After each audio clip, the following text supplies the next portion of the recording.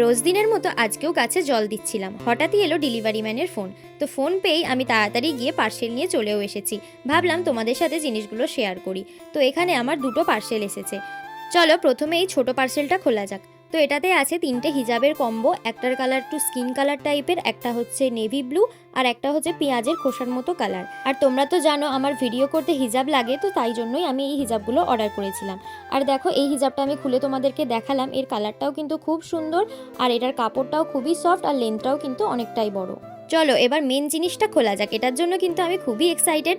তোমরা তো দেখে বুঝতেই পারছো এটাতে একটা ড্রেস আছে, আর জামাটা কিন্তু খুবই সুন্দর এসেছে, যেমন দেখিয়েছিল তেমনই, কিন্তু কালারটা একটু অন্যরকম। এটা একটু বটল গ্রিন টাইপের কালার, কিন্তু এটাও বেশ সুন্দর লাগছে, আর ফ্যাব্রিকটাও কিন্তু খুবই নরম।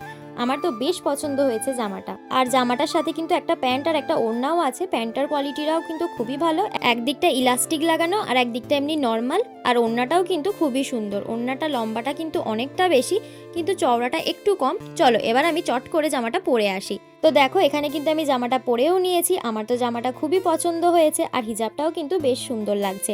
এবার তোমরা বলো আমাকে এই জামাটা পরে কেমন লাগছে। ভালো লাগলে একটা রেড হার্ট কমেন্ট করতে কিন্তু ভুলো না।